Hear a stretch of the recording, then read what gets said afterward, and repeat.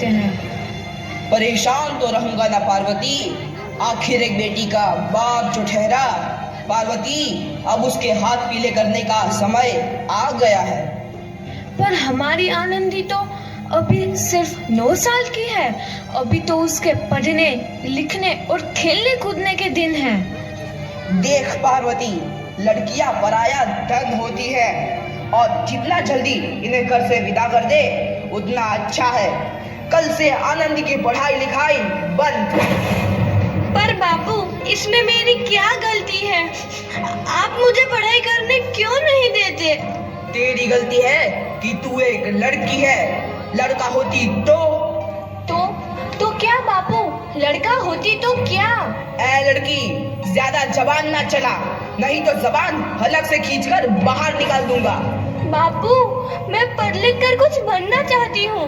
मेरी पढ़ाई ना रोको बापू। आनंदी, तुझे पढ़ना है तो पढ़, लेकिन सारी उम्र बाप की छाती पर यूं बोझ बनकर ना बैठ।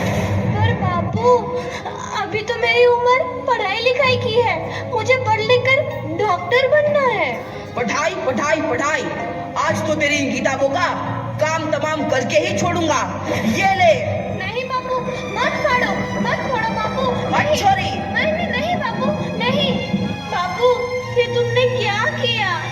तुमने मेरी इन किताबों को ही नहीं फाड़ा बापू, मेरी किस्मत फाड़ दी, मेरी किस्मत। ये कॉपी किताबें ना सिर्फ छोरों के हाथ में अच्छी लगती है, लड़कियों के हाथ में तो सिर्फ मेहंदी अच्छी लगती है, मेहंदी। पर बापू, मैं लड़की हूँ तो क्या हुआ? लड़का और लड़की तो हमारी दोनों आंखों के समान होते हैं। चुप कर आनंदी, और यह एहसान मान कि अब तक जिंदा है तू। कहीं बचपन में गला दबाकर मार दिया होता तो यह तेरी बकबक नहीं सुननी पड़ती आज। पर बापू, मुझे चूल्हा जलाना अच्छा ना लगे है। देख छोरी, जितना जल्दी हो तू चूल्हा जलाना सीख ले, उतना ही अच्छा है तेरे लिए। और हाँ, तेरा ब्याह तो होगा, वो भी कल के कल। अबला जीवन है तुम्हारी यही कहानी। आंचल में है दूध और आंखों में है पानी। मुझे माफ कर दे बेटी, तेरे बापू के जिद के आगे मेरी एक न चलेगी। माफ कर दे बेटी, मुझे माफ कर दे। इस प्रकार मात्र 9 वर्ष की छोटी उम्र में आनंदी का विवाह गोपाल राव जोशी से हो गया। बाल विवाह एक सामाजिक कुरीति है और इस कुप्रथा का शिकार होना पड़ा आनंदी को। 5 वर्ष बाद आनंदी 14 साल की हो गई है। उसके घर एक शिशु ने जन्म लिया है। देखते हैं आगे क्या हो। देखिए ना, इसे क्या हो गया है? इसका माथा तो अंगार की तरह तप रहा है। इसे तो बहुत तेज बुखार है। आप बिना कुछ भी बोलते हैं, दीजिए मुझे। माधव, जल्दी से वैद्य जी को बुला के लाओ। जी, अभी बुला के लाता हूँ। ये तुम क्या कर रही हो आनंदी? भगवान की विभूति लगा रही हूँ। बस करो आनंदी, ये सब अंधविश्वास है। अरे आप यकीन तो कीजिए, भगवान की कृपा से इसका माथा ठंडा हो रहा है और बुखार भी उतर गया है ना बाबू? देखिए, दीजिए मुझे। उठो बाबू, आंखें खोलो, तुम्हें तुम्हारी माँ बुला रही है। आंखें खोलो, देखिए ना इसे क्या हो गया है। आंखें भी नहीं खोल रहा। आंखें खोलो बेटा। आप चुप क्यों है? आंखें खोलो बेटा, आंखें खोलो। आनंदी, हमारा बेटा कभी आंखें नहीं खोलेगा। नहीं, ऐसा नहीं हो सकता। मेरे बेटे को मुझसे कोई नहीं छीन सकता, कोई नहीं छीन सकता। पागल मत बनो आनंदी। माधव, आनंदी, बंद करो ये पागलपन। भगवान ने मेरा बच्चा छीन लिया। भगवान ने नहीं, तुम्हारी अशिक्षा और अंधविश्वास ने तुम्हारा बच्चा छीना है। अगर तुम पढ़ी लिखी होती तो आज हमारा शिशु जीवित होता। तुम अनपढ़ थी आनंदी, अनपढ़। नहीं, अब मैं अनपढ़ नहीं रहूंगी। नहीं रहूंगी मैं अनपढ़। मैं पढ़ूंगी ताकि कल किसी और आनंदी को इलाज के अभाव में अपना बच्चा ना खोना पड़े। शाबाश आनंदी, और यही तुम्हारे अपराध के लिए प्रायश्चित भी है। जब से बिखर तू है नदी।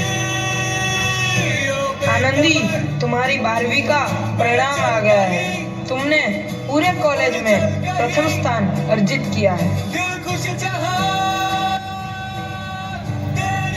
आनंदी, तुम्हारी मेहनत रंग लाई है। तुम्हें शिक्षा वृत्ति मिली है। ये लो तुम्हारे अमेरिका जाने की टिकट। मुझे शिक्षा वृत्ति मिल गई। मैं अमेरिका जा रही हूँ, पर ये सब मैं अकेले कैसे कर पाऊंगी? आनंदी, अपने आप को इतना कमजोर क्यों समझ रही हो? फिर इतना पढ़ने लिखने का क्या फायदा? तुम अभी गवार की गवार नहीं हूँ मैं अब गवार।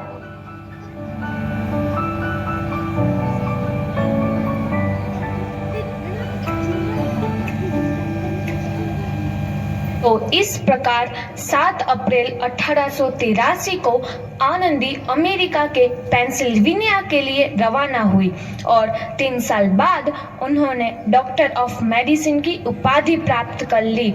इधर आनंदी के पिता की तबीयत बहुत खराब है। आगे क्या होता है देखते हैं। लगता है अब मेरे जाने का समय आ चुका है। अब मैं नहीं बचूंगा। ऐसा मत बोलो। शहर के सिटी हॉस्पिटल में अमेरिका से डिग्री लेकर कोई बड़ा डॉक्टर आया है। एक बार वहां चलकर दिखा लेते हैं। हाँ, सही बोला भैया। कम से कम दिल को तसल्ली तो मिल जाएगी। हाँ हाँ, चलो चलो जल्दी हॉस्पिटल चलते हैं। अब आप बिल्कुल ठीक हैं। मौत के मुंह से आपको बचाया है डॉक्टर मैडम ने। डॉक्टर साहब ने मुझे बचा लिया। मुझे मिलना है डॉक्टर साहब से। डॉक्टर साहब नहीं, डॉक्टर मैडम बोलो। डॉक्टर मैडम, उन्होंने ही तुम्हें जीवन दान दिया है। लो आ गई डॉक्टर मैडम, मिल लो उनसे। डॉक्टर मैडम, आपका बहुत बहुत धन्यवाद। आपने मेरी जान बचाई। इसके बदले में मैं गरीब भला आपको क्या दे सकता हूँ? वचन वचन चाहिए मुझे कि कभी ये नहीं कहोगे कि लड़कियां कुछ नहीं कर सकती। वचन? ये कैसा वचन? अरे श्यामलाल, तुमने पहचाना नहीं? तुम्हारी बेटी आनंदी। आनंदी?